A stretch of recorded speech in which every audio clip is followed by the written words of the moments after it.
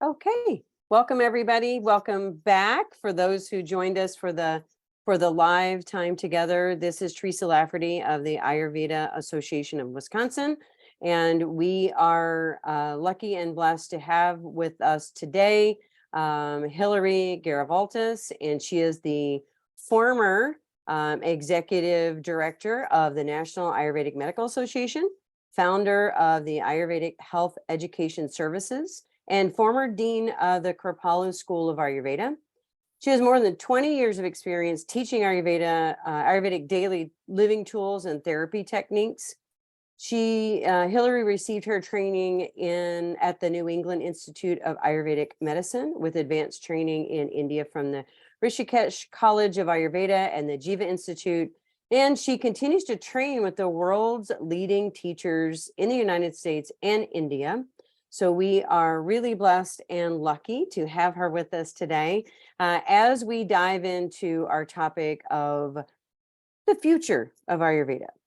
So welcome, Hilary. Thanks for having me.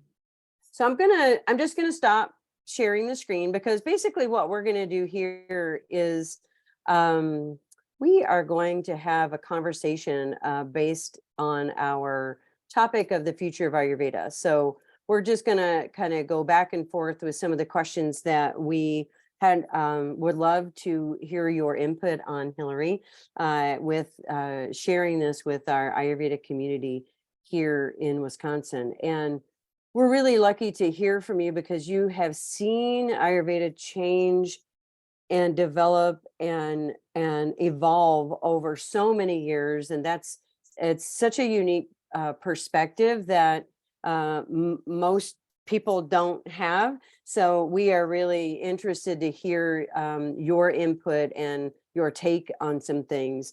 And I'll start out by the first questions is it's near and dear to our heart in Wisconsin because we're kind of nestled in the Midwest. We're not the trendy East Coast. We're not the established West Coast. We're not the established East Coast. We're kind of this little nestled spot in the Midwest that we constantly have to start out every conversation with what is Ayurveda and do a bit of pretty basic education. So we have that's the lens that we're looking at our audience and our potential clients through. So I would love to have you answer the question, do you think interest in Ayurveda is growing? Simple answer is yes. And, finding the tangible numbers and the research and all of that is the harder thing to kind of prove. But, I think we did a quick assessment a couple of years ago to see how many books are being published on Ayurveda, and the numbers have gone up enormously. There's so many books out there now, and all you have to do is sort of Google it or get on Amazon and take a look. And that is an indicator that there's, a lot of activity out there, and the books are being bought, they're getting sold. So, that means there are millions and millions of people that are now looking for Ayurveda and are aware of it. We did a search, again, probably three or 4 years ago on articles, that are out there on Ayurveda. And there again was quite a surge within a few years of mainstream publications, not so much research articles, though that is, some of that is beginning to happen. That's the area that we'd like to see more movement in, for sure. But just the one-off articles about what is Ayurveda, and bits and pieces about Ayurvedic lifestyle and Ayurvedic spas and certain things like that. So we're seeing that. We're also seeing, that there are more and more schools out there offering Ayurvedic education.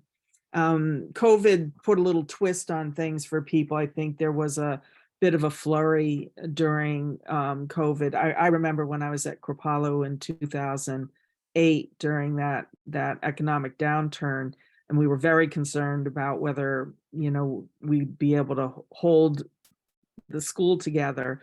Um, it was interesting at Kripalu, a unique environment, because it's a place that people come, to heal and to, rejuvenate and all. And during an economic downturn, when a lot of people lost their jobs, we found that there was an uptick in education, people signing up for our educational programs, both in our yoga school and in the Ayurvedic school.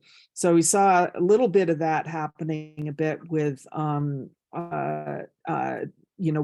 the pandemic in the early phases, and then some numbers sort of went down. But the point is that over the last 5 to 8 years, there are more and more people seeking out Ayurvedic education. Whether they're going to use it and become a professional in the field isn't always a factor, because many people enter into the beginning phases of Ayurvedic education, like the health counselor, more for their own personal well-being, as we know from many of the schools we talk to.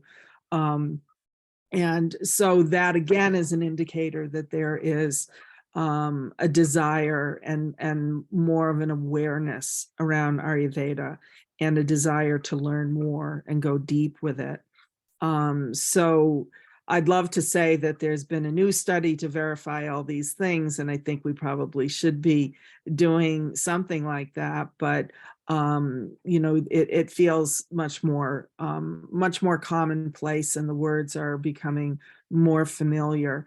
Certainly on the East and West Coast, and I hear your pain in the Midwest, where it's always a few steps behind. But even there, I've seen a lot of, I've been going to Illinois and Chicago for years and teaching, and definitely seen, the ups and downs of it, but that it's solid in many ways there. At least the term is understood. Whether there's a lot established there yet, that's another question. But I think it just takes time.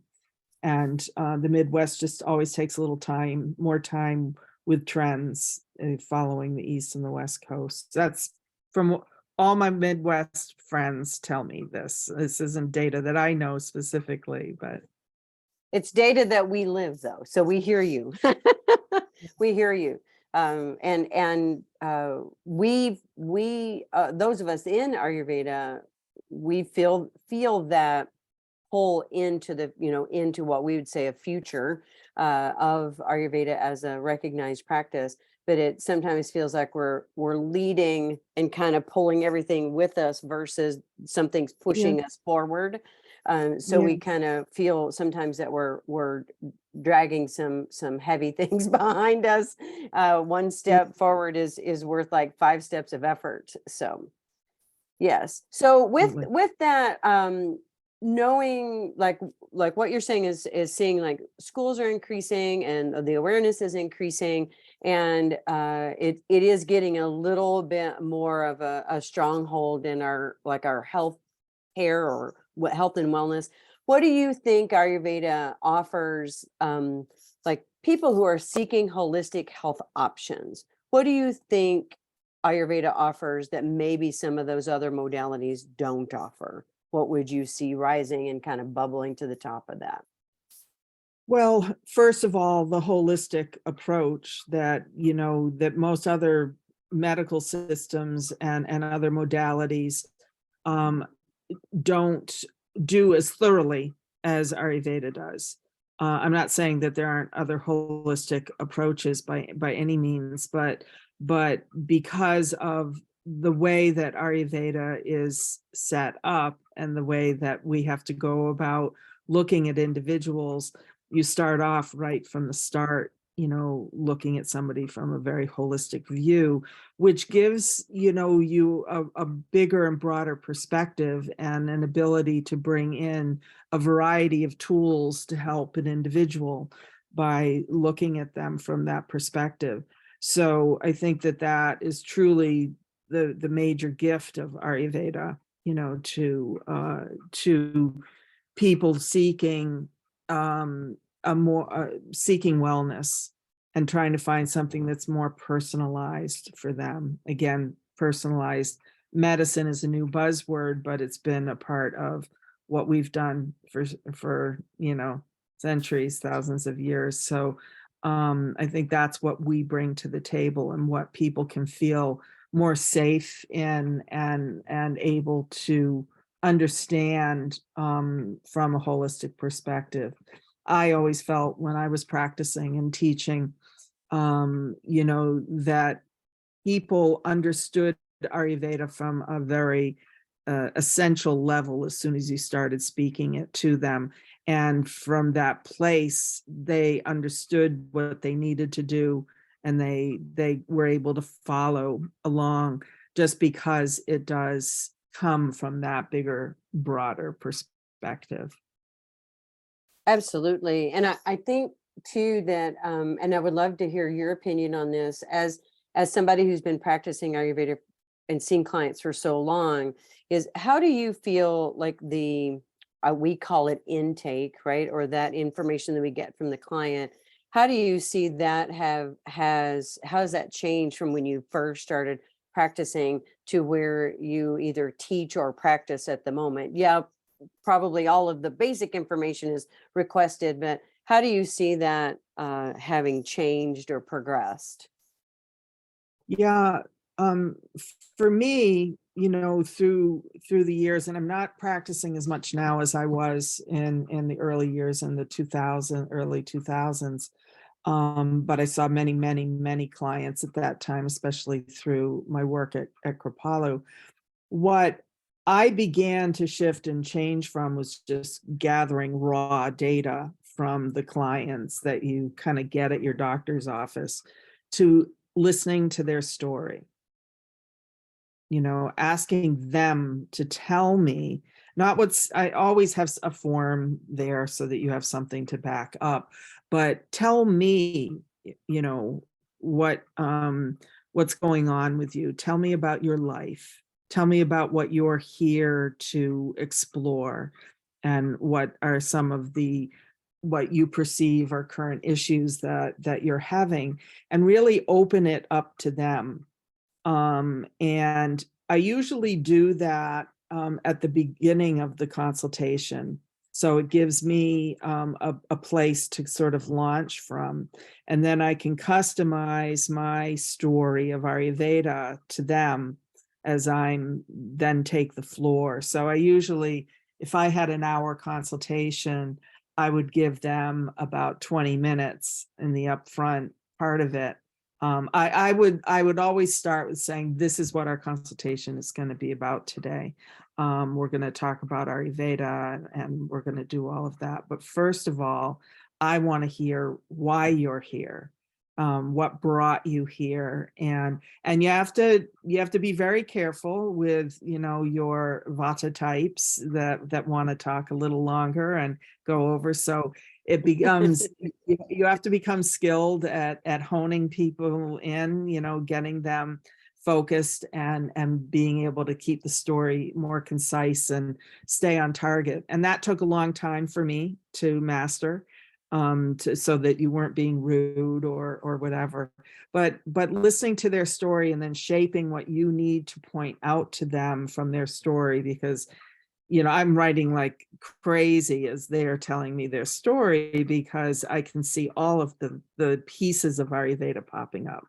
Okay, this is a Vata issue, right out of the gate. I can tell it is, and whatever it is. So I know I may have to spend a little bit more time speaking about Vata than I do about Pitta or Kapha. And so that's how I adjusted my consultations through the years. And quite frankly, I actually just had my yearly checkup, today, with my regular, a doctor. And it was the fastest, quickest one I've ever had, and this was to be for, my Medicare, welcome to Medicare, visit. And it's the same doctor I've had for, quite a few years here, but he never wanted to talk and ask me, really always, how are you doing? But never in any detail. I had just gotten back from a panchakarma. I had brought him a bunch of information about it because I wanted him to understand, what I went through.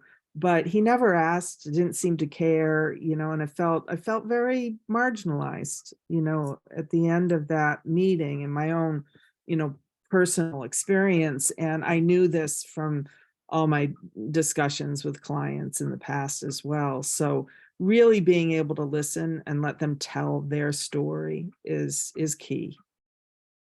Absolutely. And I think it was the Thich Nhat Hanh that said, listen to let them empty their heart. Mm, Just they people aren't being heard.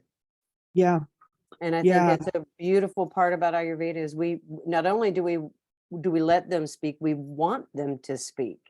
And that in itself is healing, they for them to be able to unburden, especially if you present yourself as a vessel, without judgment, that you're there to assist them, doesn't matter what they tell you. I had some real doozies of stories that walked through my door, and I can't repeat them, but people in very interesting lines of work and situations in life that probably never spoke to anybody the way they did, to me, just because I invited them to. Absolutely. And it kind of it lead this line leads me to my next kind of question or observation. I know when I first started practicing, which has not been as long as you, but a lot of my clients started to come to see me because they were just curious. They'd heard Yeah. about it and they're like, I just want to see what this is about. And now it seems like they're coming for something specific, and what has been your experience over the years? How is that sort of like, why are people coming to you, or why are people seeking Ayurveda? It is a mix of all those things, and because my consultation years really started at Kripalu, which was a retreat center, it was set up perfectly for people on all those spectrums. But I did see a lot of people that just wanted to know more about it. They'd heard about it, they were curious, they wanted to know their body type, it was kind of like filling out a fun survey in a popular magazine, and they were at a place where they could actually speak to somebody and find out more for themselves. So I'd have a good portion of people that would take advantage of those consultations in that way, and then others that came very much for specific reasons. They had some sort of health, crisis in their life going on, or some blip on the screen that they wanted to get a handle on, or came in very specifically to say, listen, I just want to improve my health. I'm here to learn and do it. I heard about Ayurveda. I'd like to learn more and see if there's something here that I can, take right into my life, And I would always make sure that whoever left my office got some tool, got something that they could go and do and understood why, so that it made sense to them and they bought into it, so they would actually do it, and then give them the resources to do it, whatever it might be.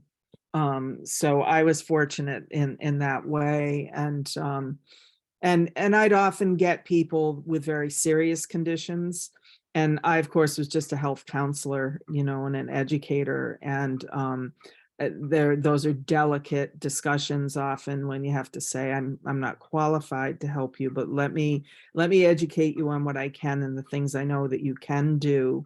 And there was always something that I could give them to do, even if they were in stage 4 cancer, kind of things. So you get people from all levels of the spectrum. Usually it's when somebody's in some level of discomfort that they're seeking, and so they're looking for some answers for something. So something in their life is not settled, and they're trying to find a place for it.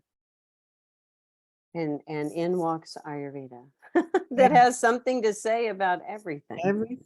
everything. everything. So, how do you see? So, I know you were in a setting of what you're talking about here is like a setting of a spa, which I can conjure up in my mind has all different like types of healthcare providers or experiences, at least for people to have in that setting. But I'm curious to know, like, how do you see Ayurveda showing up like in the field of healthcare, like true, like the kind of more traditional or conventional healthcare, whatever you want to call that. Yeah. Yes. Well, in my experience, through the years, I've worked with a variety of people that have been in different healthcare environments, and a lot of my students that came through Kripalu were either doctors or nurses or acupuncturists or people that already had some sort of practices, and their whole goal in coming to learn Ayurveda was to bring it back to the environment that they were working in and incorporate it in whatever way they could. So there were some people that actually set up programs in hospitals. One of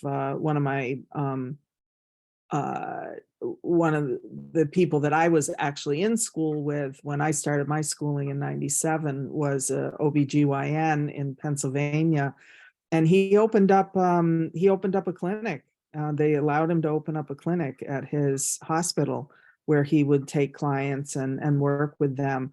And so there are others as well that I've seen do that in real mainstream healthcare settings. It's not as many or as frequent as we would like, but I think there are beginning to be some openings for those sorts of things.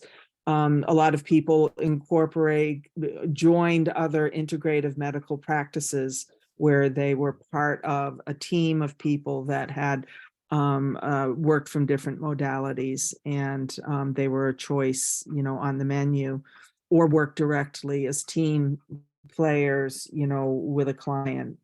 So the client would see multiple practitioners, or get advice from multiple practitioners for a condition.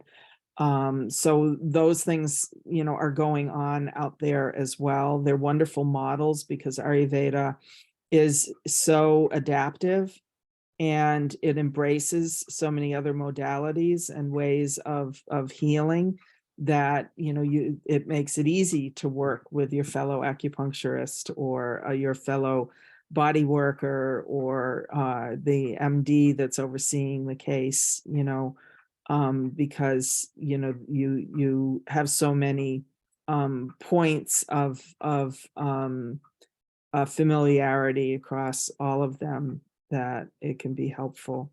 So I've seen many examples of a variety of things, and I'd love to survey that as well to see how people are practicing and how much of this is actually beginning to happen now. I know that the integrative medical community has started up a fellowship program, and has in the last few years allowed doctors to use the NAMA certification exam as an entrance into an Ayurvedic fellowship for Western medical doctors. And there was a nice influx of people, and I'm going to find out soon how many people ended up taking advantage of that. But there are many medical doctors that were, very interested in learning more about Ayurveda to bring into, their integrative practices, and wanted it so enough to do a fellowship in it, which is, a lot of work. So that's another really wonderful thing that's happened in the last few years. Excuse my dogs. That's okay. Yeah, and Heather typed in the chat. She said she goes, I would love that for MDs to start referring their clients to Ayurvedic practitioners. And we know, all of us either professionally or personally, we know the limitations of our healthcare providers. And we've all experienced kind of what you were saying is, you go in and you have a small window of opportunity to speak to your person. And when that window is complete, the timing is complete, regardless if you have more to say. So it would be it, and we have that just in the nature of our practice, we want more time with our Yeah. clients. So Yeah. it would be a lovely meshing of purposes, because there's but it brings up something that I know if anybody is a NAMA member, and you re-up your membership each year, each time you do that, you have to take that little ethics quiz thing in there. Yeah. And what we see here, and I'm sure this is not unique to the Midwest or Wisconsin, but we see kind of like an infiltration of people that are perhaps misguided in some way about their qualifications and what they're able to do. And I know when I went through Ayurveda school, that was a pretty big part of it. I mean, obviously we were learning all about Ayurveda and the principles of that and all of that. But there was a pretty serious section about what we can and can't do, and how we are able to work with other healthcare providers, and how we do that, right? So just a simple thing of like, we cannot change any sort of protocol, that's coming from another practitioner, or really practitioner, or even healthcare provider, to be kind of Right. vague about that. So how would you speak to that for people that maybe have had an experience with somebody that didn't have this level of training? Or how important do you think that piece of our training is? Yeah.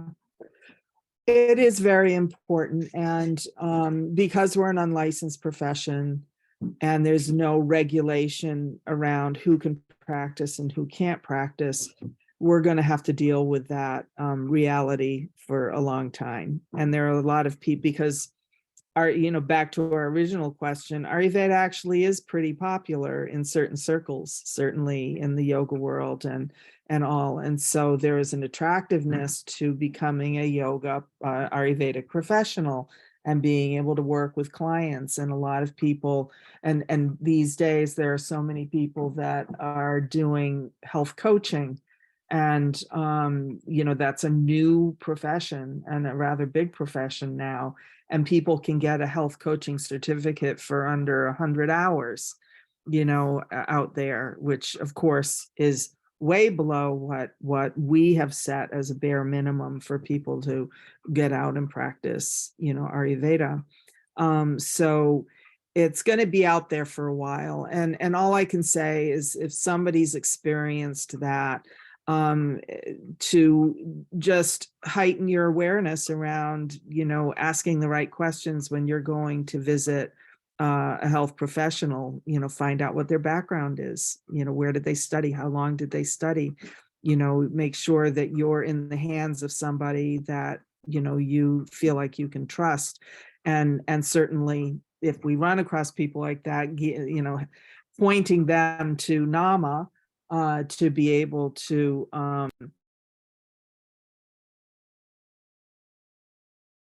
Uh-oh, you went mute. Maybe you did that on purpose. Looks like you did that on purpose. No worries. One of the things I was going to say, and I'm sure Hilary will finish up with this, but is that that's one of the things that we are doing for the Wisconsin community, is that we have on our website, we do have a directory of practitioners. And not to say that we are a certifying body, we are not, but what we do is we actually verify that what is the, if, for lack of a better term, what is the title that you're using, and does that correspond with what is listed on your certificate? And does your certificate come from at least a known reputable source? So anybody, at least in Wisconsin, can go to our page and check That's up good. on that. And Yeah, I just think that's important. that is. And I think that is one of the big purposes behind state organizations, and is to uphold Ayurveda in your state, and be able to have that kind of information available for the consumer. because they're looking to you to help guide them. And you don't have to be beholden to any one organization over another necessarily. You just have to qualify why, why you believe these people are qualified, and you don't want to get into a position where you're held legally liable for anything on your website, but giving the bare minimum, I think, is important. So that is our role in the state organizations to be doing that. And people, consumers, they're pretty savvy these days, and they can search around. It's pretty easy to Google people and to look up a school or whatever. So I think just that little, nudge to say, just go check them out, check out where they went to school, check out, a little bit more about, how many years they spent studying and how many hours, they put into it. And here's a place where you can go and see the different levels of professionals and what, somebody at a health counselor level is qualified to do, as opposed to an Ayurvedic doctor that has come from India, and studied, many, many years. So I think our role is to educate, is always to educate, and that's going to be going on for a long time. I agree. And I think when I first started out, when I would do even just an intro to Ayurveda talk, and that was back when things were all live and in person. But when I would do that, I almost always started out that talk by saying, here's why I'm qualified to stand up here. And just Yeah, kind of went through that. But I think just it's just a good reminder for those who are either just starting, or maybe they're just starting right, to their business, or maybe getting a website out there, that right, it is important to right, list how many hours was your program. And because when right, you start comparing those apples to apples, like you said, like somebody taking a 100-hour program, and like ours are the first year's like 600 or something, right, and just kind right, of exactly. putting that right It's upside it.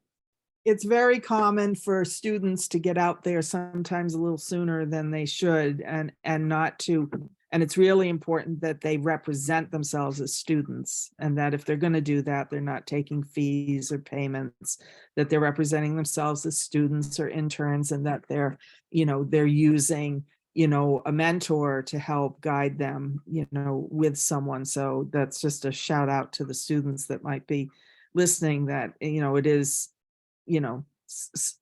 there's so many things you can go and share that are benign and valuable, and you can do it in an educational kind of way, rather than putting yourself forward as some kind of an expert and taking somebody's pulse and then telling them about their pulse when you might have just learned it for the first time, and those sorts of things. But Ayurveda is so exciting and contagious that as soon as you learn it, you want to share it. And I've been through that, and you've been through that, and it's hard not to hold back, and want to share it. But we're also really responsible for this beautiful science and wisdom, and we want to represent it well.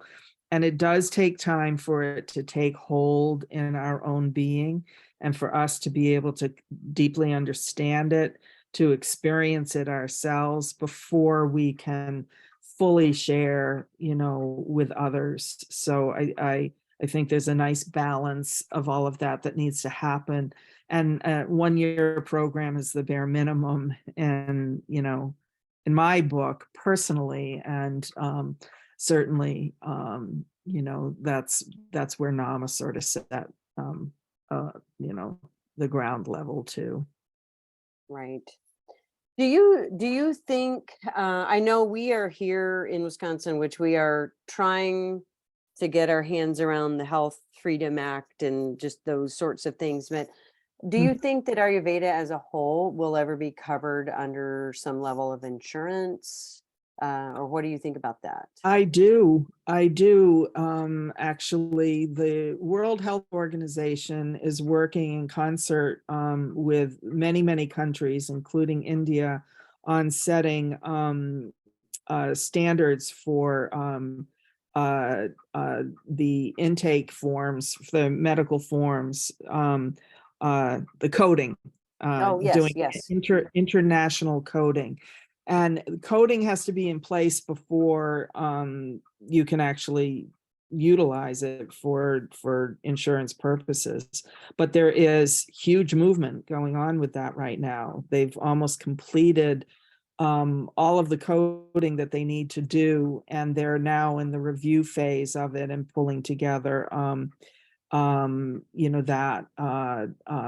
that piece for Ayurveda. Now, as soon as that happens, it'll be a great argument to bring forward for those of us that are trying to get safe harbor bills through our states, or for any state that might be looking for licensure, to say, listen, there's even international coding for Ayurveda, which means that it's a legitimate system, that there are things that we can actually, conditions we can work on, and protocol for these conditions. So it's a level of international recognition that I think is going to make a big difference. And as soon as the insurance companies realize that Ayurveda is a great way to go, it's going to save a lot of money and all. Now, the pharmaceutical companies might not feel the same way, but soon the pharmaceutical companies will start wanting to take over the herbal companies.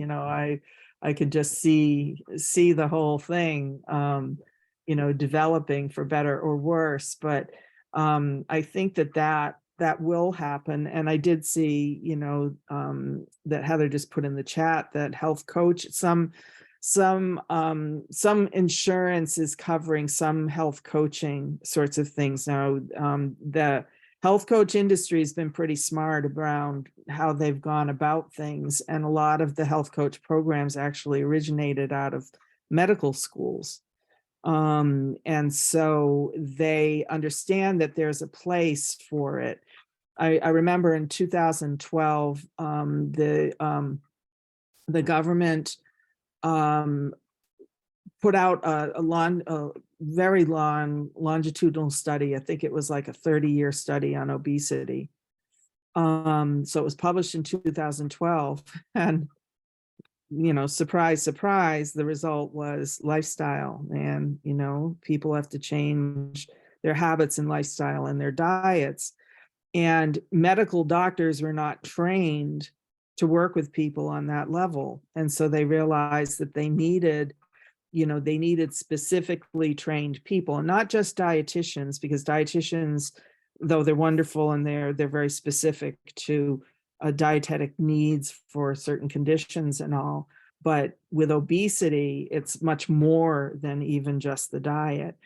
And so the idea of having these health coaches, because doctors cannot spend their billable hours working with people, and people need at least an hour.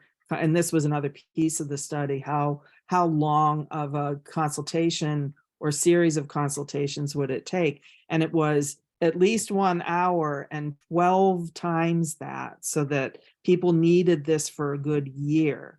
And each of the consultations need to be an hour. So how can doctors possibly do that, or insurance companies cover that? And so this whole idea of health coaches that could be partnering with doctors sort of started opening up and coming on the scene, around that time. And schools were starting to offer. I mean, there was programs starting to be offered.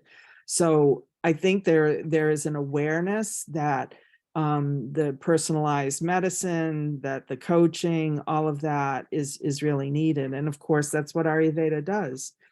So we've got to stand up for ourselves maybe a little bit more and say, hey, we're here, this is what we do, kind of thing. And then partner up, with doctors on specific lifestyle diseases. And that's really where our greatest strength is. So I think that's the place for us to really land. Absolutely. And it kind of talks to one of my next question of that we've answered it with this, but I wonder if there's something else, or maybe a couple of the things that you've seen is you have such a long history with Ayurveda and you've seen it kind of snake through life and changes and all kinds of things.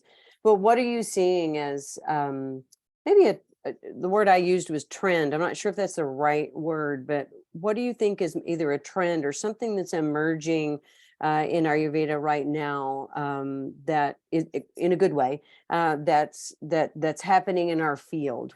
How would you answer that or talk to that? It's a great question. And it, because of the whole COVID shift and change and how medicine has been delivered, Ayurveda is, along with every other kind of medicine, has had an opportunity to go digital and virtual, and be able to get to more people and be able to make it easier for somebody to actually make a living.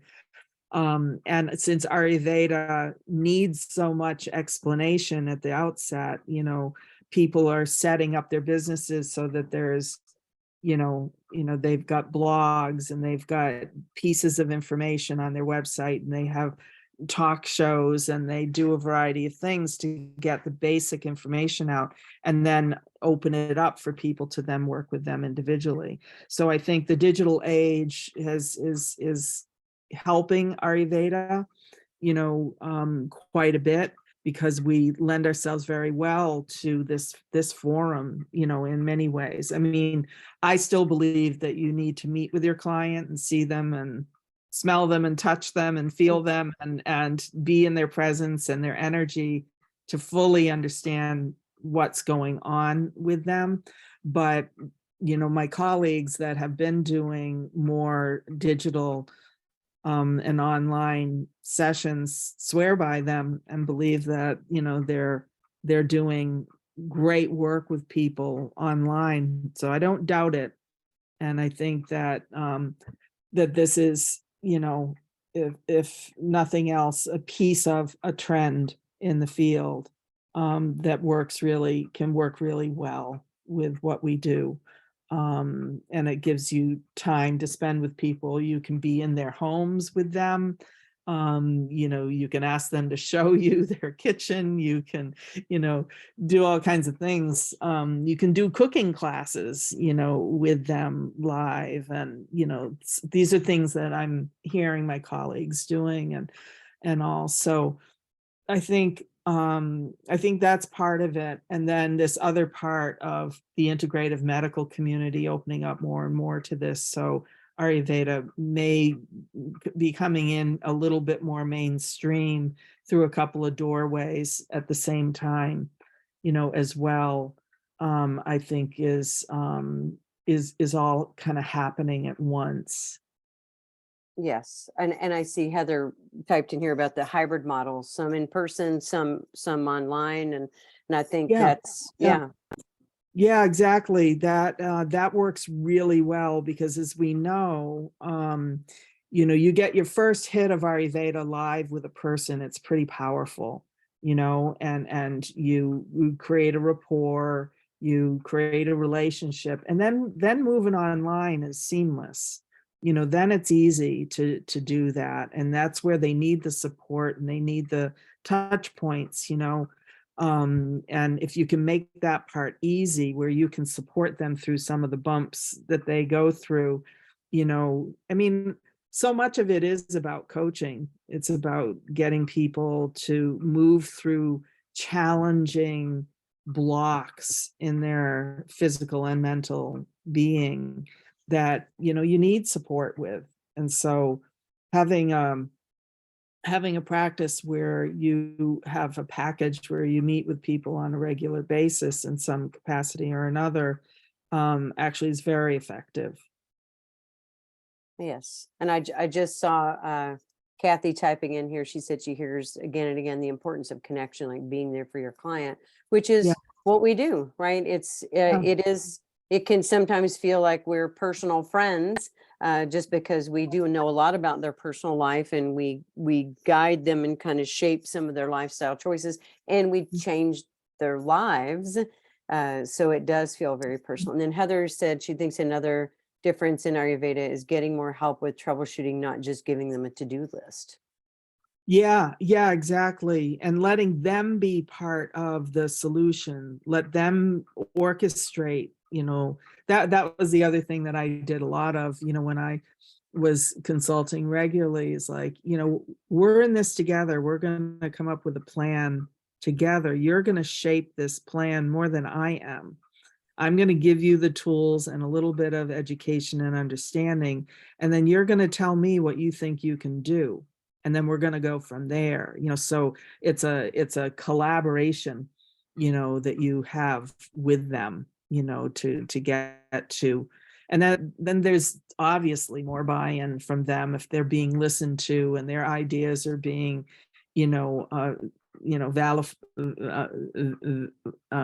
verified by you and validated by you, and you start to begin to empower them to think on their own, make their own decisions, but utilize the principles of Ayurveda. Before you decide on something, let's go backwards and take a look at what the impulse of this condition was to begin with, and then how do we go from there. And it's so easy to teach people that. That was the part that, for me was so much fun. It's like, here, this is the formula. Now you go in and figure it out. It's just like a big puzzle. Yeah, yes, and like you said, you get a lot of buy-in, because then they in the more conventional experience, it is do this and do this forever, and we'll see you later. And then we're like, well, let's do it and let's see what happens, right? Let's see what Right. happens. Yeah. And yeah, and Kathy put in here, and watching how Ayurveda works personally for each individual, and offering those simple things which can be hard to do. Yes. Yeah, Yes. we Yeah. live that ourselves, right? Right. Right. Simple things that are hard to do. So I looked through the NAMA sessions for the upcoming conference, and I did see that one session on how to do a virtual intake. So I thought that was a Yeah, great yeah, idea. we thought that was, I'm still involved on the Yeah. conference committee, so, we thought that was a timely thing. There've been a lot of, requests for some things like that, and since so much of it is going on now, and there are things you legally have to do, and there are things you have to be careful of when you're doing things online, so we want all of our professionals to be practicing safely and have opportunities that will be able to expand their businesses. So I know when I was on I think it was the schools committee back right when COVID was blossoming, and I found being a part of that community was so eye-opening, because I only knew mm, what I knew from the school that we had here in Wisconsin. I only knew what I knew. And yeah, about how to do that, how to respond in that type of environment. And for people who are Ayurvedic professionals, finding some sort of community and just bouncing ideas or just hearing what people have to say, it just you feel it's like this weight lifts off of you. Like, I don't have to know all this. yeah. Well, that's great to hear, Teresa, and that really is what NAMA is about. It's about the community and working together and learning from each other and supporting each other and finding ways that we can grow together. Nobody has all the answers, and things are forever changing. COVID, suddenly something happens in the world and everybody's got to shift and change. And it was really fun to hear what people were doing in It response to was, and things. I still sometimes pull my notebook out and read through those things. I'm like, oh right, they did this, and I'm like, I just never would have thought of that. So Yeah, it exactly. was great. So so we spent a lot of time talking about Ayurveda as a kind of more of a consultation type of practice, which is obviously a big part of what we do in managing lifestyle and things like that. But there is the other piece that makes Ayurveda unique, and that is like our body therapies and that sort of Right. practice. So how do you see that either progressing or changing, or how do you see the future of that? Because it's kind of like that sweep under the rug thing. Well, this is a topic near and dear to my heart. Heather knows this because I worked for years developing the Ayurvedic department at Kripalu and their healing arts department, and teaching their staff how to do the Ayurvedic treatments. I fell in love with the Ayurvedic treatments, I think, the first right out of the gate when I started studying Ayurveda, and then very more specifically Panchakarma as the pièce de résistance of where you can go with these treatments and all of that. And I believe it's integral to Ayurveda. I think that I would love to see spas everywhere offering Ayurvedic treatments, at least tasters. Abhyanga should be in every spa everywhere. It's such an amazing treatment in and of itself. And I've trained it for many, many years, and trained massage therapists for many years. And I can't tell you how many of them were blown away after being in practicing massage for 20 years, then learning an Ayurvedic treatment and what the difference between them, these modalities are. All the modalities are wonderful. And there's so many unique and incredible modalities of body work out there. I think body work in general, I think, is going to take a huge leap in the healthcare world. It already has. It's becoming much more valued and integrated. There's medical massage happening all over the place now, and lots of professionals working in the field with doctors and all of that. So it's moved out of the backroom massage reputation to being right out in the mainstream. And the therapists have grown exponentially, well beyond, I think, the massage schools. Therapists, once they're through a massage school, just continue to learn. They can't stop. They're just they get to they're just amazing people. It's like nurses. I have such great respect for both those professions, because these are the people that are working directly with individuals, learning from them, learning from the bodies that they're working on, and being, and it's very sacred in my mind. It's very sacred work to be touching another human being in that way. So I have great hopes for Ayurvedic treatments. What I would like personally to see begin to happen is more trainings happening with the treatments, really good trainings, getting very good qualified people out there, helping spas negotiate the difference between a spa treatment and a healing treatment. Because spas, when you move from a spa 1 or 2 treatment kind of situation to something that's 3 to 4 treatments, you've now moved into a cleansing protocol. And this is where Panchakarma, would take over. So anybody can't just do that, because there's so many things that come up, healing crises and a variety of things that can happen. Yes, that's I think we just need more wonderful training. NAMA is eventually this year, I believe, going to be working on rolling out a Panchakarma technician category, which means the technicians learn all of the treatments of Panchakarma, though they can only administer them under the guidance of an Ayurvedic doctor or practitioner that's had the training. But it's 250 hours worth of training, on top of having a baseline Ayurvedic health counselor training. So it's a substantial amount of knowledge. And whenever I've trained massage therapists, I always train in theory of Ayurveda as well, as much as I can in the limited time that we're often given.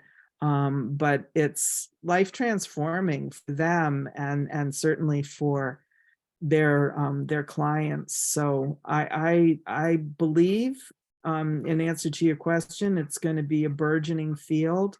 I think it's going to need some attention. It's going to need some good people leading, the trainings and getting people there. And then I'd love to see Panchakarma take its place in all of that. And that's another huge topic that we won't have time for, but that needs to have its own very specific focus.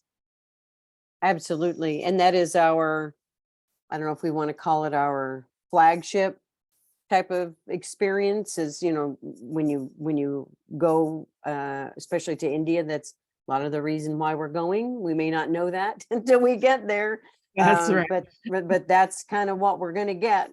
And it is such a sacred, as you said, sacred and deeply personal and just heart touching. It's very special thing to either lead people through a panchakarma or to do the treatments or to experience it yourself, whichever way you're on it. It's you just can't put it into words what you go through. It's soul to soul work. It is. That's It how absolutely is. describe it. And you as the practitioner have to be really solid in who Yes, you ma'am. are, what you're doing, in order to be working with other people. And then if you are, much like my experience with clients who came in and I gave them that permission to just speak, the same thing happens with the body, when somebody does the right techniques, opening up that flow of prana so that it can flow, and it always flows safely, if you do it well. And whatever bubbles up for the client on the table, whether it's deep sorrow or tears or joy, is very real and tangible and something that they can actually work with. That's been my experience. It's profound. It is. It is. As a matter of fact, I'll just one little more caveat or a story. Again, my unique experience at Kripalu, we had this amazing healing arts department, and we had incredible people trained in Ayurveda. And guests would come, and they always just book things. They don't know what they're booking; they'll just book them. And I used to run, weekly, at least once or twice a week, an open lecture on Ayurveda. That was part of the R&R, and anybody could attend it. And we would inevitably have people went and had one of those treatments and would come to that class and go, what the hell just happened to me? Up there in the healing arts department, I was blown away, and I have to know more about this Ayurveda. And I've also had people who got one treatment up in the healing arts department and signed up the next day for our health counselor program. Yes. Just because of that experience. So we can't downplay the physical, experience of understanding Ayurveda through the physical part of your experience. I did that early on when I studied Ayurveda. I decided that very first year I was studying, I decided I was going to do Panchakarma. And I did it with John Douillard, bless his heart. It was amazing. And I learned more in that myself going through it than I was learning in the classroom about the doshas and what they do. And all of it was just. And as we say, you never forget it. And you never forget it. You never forget it. Yeah. Yeah. So there's my answer to your body work question. Yay. I'm a body work person as well. So I love hearing that. So Heather asked, she wanted to know if you are still doing any body work trainings. Do you still offer that? I am doing them a one-off. As a matter of fact, I'm doing one up in Vermont in May with a small group of people. Kripalu, we had some things signed, ready to go at Kripalu, but they're not quite up to speed yet there with having gone through the COVID shutdown that they had to go through. So people weren't as anxious to get back in person. So the last two ones that I've had on the roster had gotten canceled. So we'll see if we'll get another one going at Kripalu. But I do have my own website, and I do, if people ask me to come and train, I will train for a group of people. I love it. It's one of my favorite things to do. It's always kind of a side hobby for me. Quite honestly, it was, but because I got so involved in administrative work. But yeah, I love doing it, and you know, there's lots of different pieces of it. I can train in person and some stuff online too. Awesome. Awesome. Well, we might be knocking at your door to come here to Wisconsin at some point. Oh, that would Because be I fun. know, yeah, we had part of Kanikamari was training body workers. Yeah. I remember. And that obviously went away. And we had a couple of people that were affiliated with that school still early after they closed. We're still coming back to our state to do some of those trainings, but we haven't had that. So Yeah. we are definitely in a deficit for that. And all of us practitioners are like, where are the body workers? Yeah. Because Oh, I know. we know. Wouldn't So if you like anybody's, to refer people? Yeah. I that's mean, right. that's the So other thing about this. We get more that's, body workers out there. The practitioners can refer people to actually get some healing work yes. done, and then work with them. And you can actually get people through a mini cleanse, by having, partnering up with a great body worker, getting them to understand, Abhyanga and Svedana, and helping, your clients. So yeah, I think everybody should have a body worker in their pocket, or Yeah, doc. and it's a challenge for us. I will just speak for us here in Wisconsin. And if anybody's watching this, if you're a body worker and you're not on our directory, we don't have anybody on the directory that specifies that they do body therapy. So Oh, if anybody out that there would, is listening, please, please, please join our directory so that we can refer people.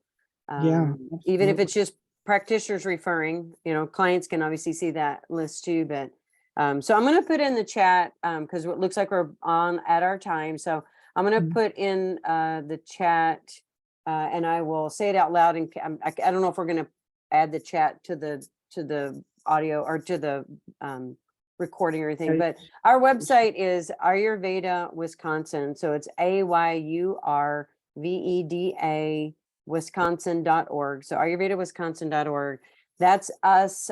We do have a directory page. We do have a membership page. We do have some other things out there. And we are, we're a nonprofit volunteer organization. So we are always in need of help and support. Whatever skill you might have outside of Ayurveda, we'll make use of it almost always to help our cause. So I would, anybody that's out there, just kind of check out our website. And we do have some upcoming depending on when you're listening to this, we do have some upcoming offerings. But we would definitely just love to say thank you so much to you, Hilary, for being with us. I'm glad we got everything lined up and the planet supported us to be together. So Yeah, I yeah, will, I yeah, am I glad. will open it up if because we have a couple of the board members. I'm Teresa Lafferty, I'm the president. Heather Burkhart is our vice president. Kathy Eichinger is a director. She's also our membership chair. So I will maybe for if they have any additional questions, and Hilary put her website. And again, if this doesn't get copied over, I will definitely put that in the email and on the website. But it is Yeah, yeah. ayurvedichealtheducation.com. And we'll make sure that gets out to everybody that registered for our thing and put it on our website. But Heather or Kathy, do you have any either parting questions? And I'll let Hilary kind of think about if she wants to say anything in closing, but I'll see if Heather or Kathy would like to add anything that they kind of were typing in our chat. Okay, Kathy said she's okay. Heather, did you have any parting question or comment that you'd like to throw in here? I just wanted to sneak in and make note of the conference that's coming up at the end of the month. For anyone who's watching, I think registration is still open. If anyone wants to, sign up for the conference. I don't know, Hilary, if you want to say a few words about the conference, are you involved in that still in any way, Yes, or? I am, and I'm going to be there. I'm on the conference committee. I'm just going to put the link in the chat here too. Great.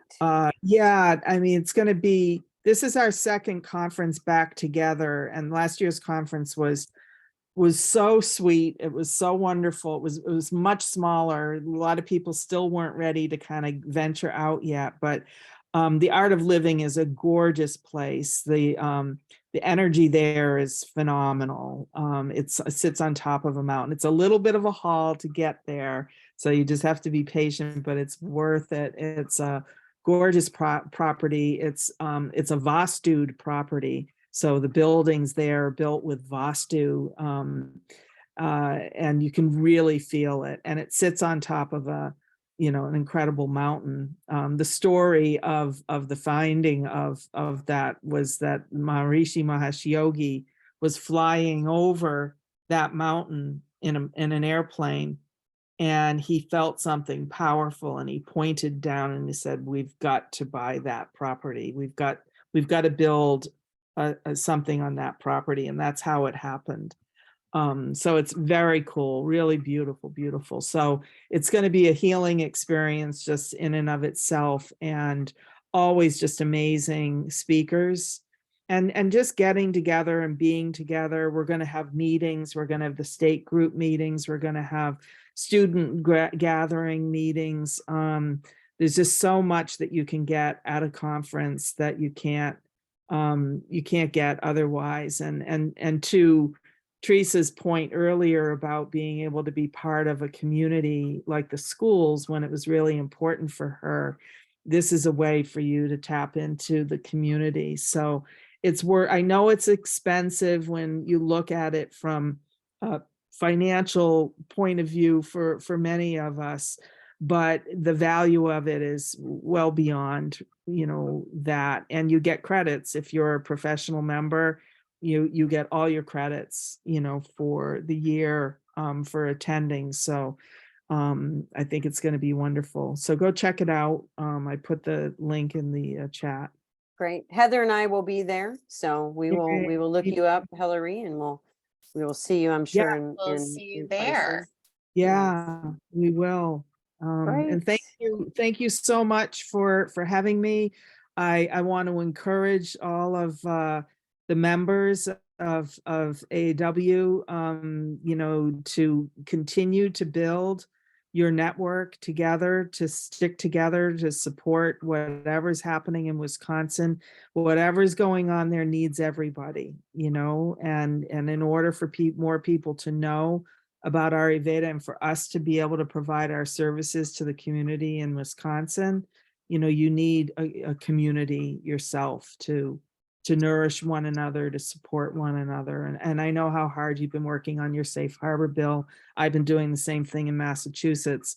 It feels like thankless work and really hard and difficult, and like you're up against, Goliath, but it is so important for us to do. And I'm really proud of the work that you've done and the dedication that you've put in to all of that. We'll talk about that more at the conference. So anyway, best of luck to all of you. Thank you for having me. And thank you, Hilary. Thank you so much. It was a pleasure and a blessing to have you here. So thank you very much.